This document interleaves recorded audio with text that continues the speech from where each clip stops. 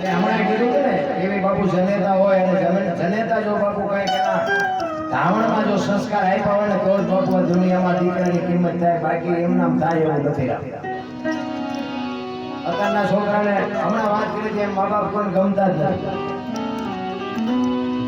અત્યારના છોકરા એમ કે તમને ખબર નથી પડતી, તમને ખબર નથી પડતી. ખબર નહોતી એટલે 100 વીઘા રાખી દીધી. હું તો 10 વીઘાના ઉલાળિયા મીઠો કરો, અમને ખબર પડતી. કોને કે અરે મારા છોકરાને કોઈની ગુલામી ન કરવી પડે, બાપુ બાવળિયા ઉગાડે પણ જમીન ન હોય. દાદા મારે ટ્રેક્ટર લેવું છે, જમીન વેચી અમારે ત્યાં બધા જમીન વેચીને ટ્રેક્ટર લાવે પણ 800 ફળિયામાં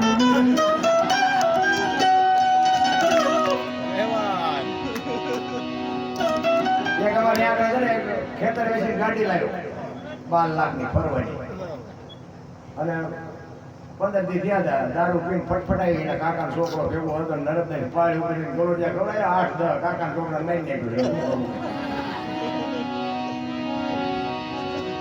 આવી પડદા થાય તો શું કરવાનું?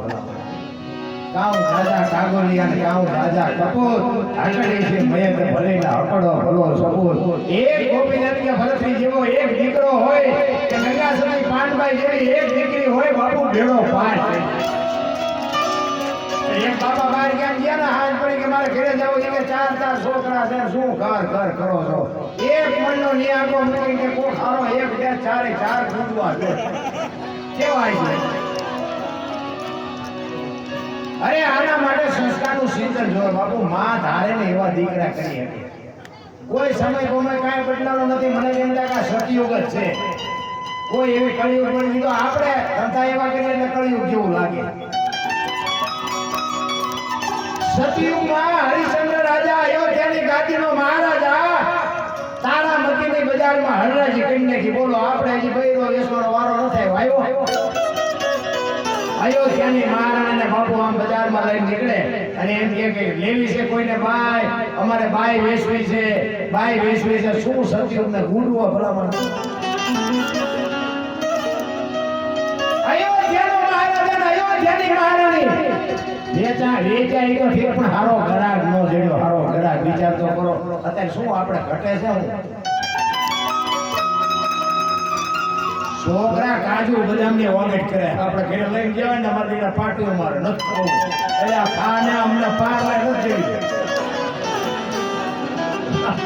મારા દીકરાનો દીકરો એક છે ને 4 થી 5 ની ચોપડી ભણે. અત્યારે ઓલા જીન્સ તો ફાઈટ આવે ને, ફાઈટ લે. હા એને જેવી કહેવાય. હા એ મને નહીં ફાવે.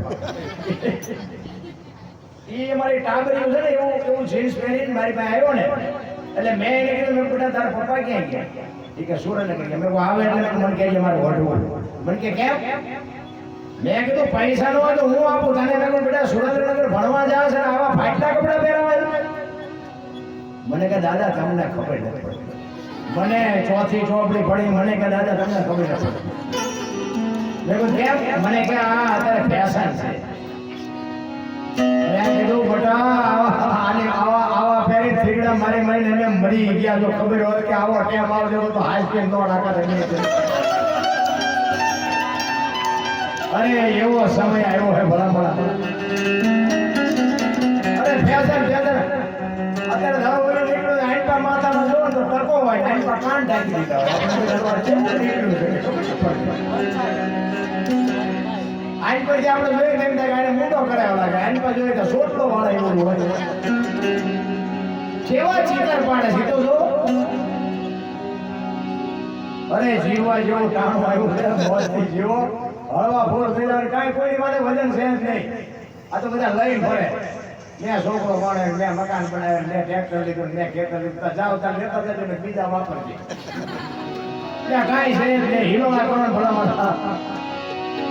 મને તો એક જ વાત, મને તો એમ થાય ભગવાન જેથી કદાચ ભેગો થાય નહીં પણ થાય ને માગવાનું કહે તો હું તો એક જ વાત માગું. જેથી મારવા જેથી મારજે પણ મોકલજે. આય નાય આપણે ચાહે આ બધા મુક્તિની વાતો કરે. આપણે મુક્તિ જોઈતી જ નથી. આવી દુનિયા ક્યાં હોય ત્યાં?